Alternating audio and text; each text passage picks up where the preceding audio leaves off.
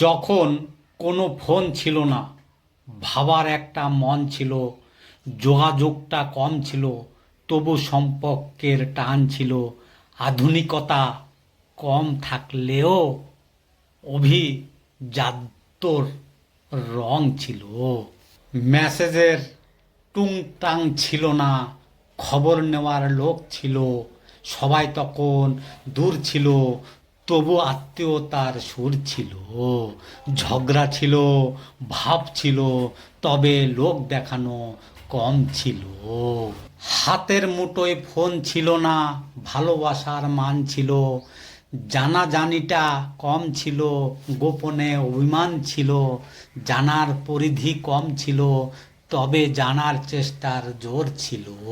কাজের অবসর ছিল, ভেবে দেখার ফাঁক ছিল। কথায় কথায় ঘর ভাঙা নয়, ধৈর্য সহ্যর বাদ ছিল। লেখাপড়া, গান ছিল, সঙ্গে খেলার মাঠ ছিল। হাতের মুঠোয় ফোন ছিল না, তবুও মানুষ বেঁচে ছিল। মানুষ ফল ছেড়ে সিঙ্গারা কুচুরি খায়, তারপর অসুস্থ হয়ে হাসপাতালে যায়। হাসপাতালের বিছানায় বসে বসে আত্মীয় স্বজনদের আনা আপেল আর কমলা খায়।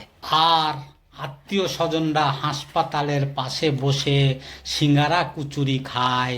ব্যাস, এটাই হলো জীবনচক্র। লোহা নরম হয়ে অস্ত্র তৈরি হয়, সোনা নরম হয়ে অলংকার তৈরি হয়, মাটি নরম হয়ে ফসলের জমি তৈরি হয়, এবং আটা নরম হয়ে রুটি তৈরি হয়। ঠিক তেমনি মানুষের মন যদি নরম হয়, তবে সে প্রকৃতি মানুষ হয়ে ওঠে। নরম মন দুর্বলতার পরিচয় নয়, বরং সুন্দর চরিত্রের পরিচয়। ভালোবাসা পাওয়ার লোভটা বড় অদ্ভুত। একটা মানুষকে ছোট ছোট আশায় বাঁচিয়ে রাখে। একটা মেসেজের অপেক্ষায় ঘন্টার পর ঘন্টা কেটে যায়। একটা নাম শুনলেই বুকের ভিতর ঝড় ওঠে।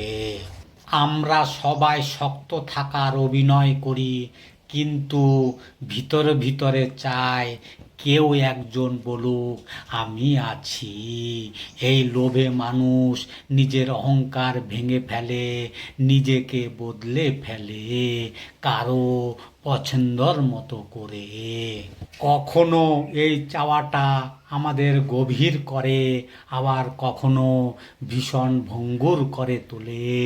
তবুও ভালোবাসা পাওয়ার লোভ যায় না, কারণ মানুষ শেষ পর্যন্ত ভালোবাসা নিয়েই বাঁচতে চায়। ভিডিওটা কেমন লাগলো অবশ্যই জানাবে। ভালো লাগলে লাইক, কমেন্ট, শেয়ার করে দেবে। শেয়ার করতে কিন্তু ভুলবে না।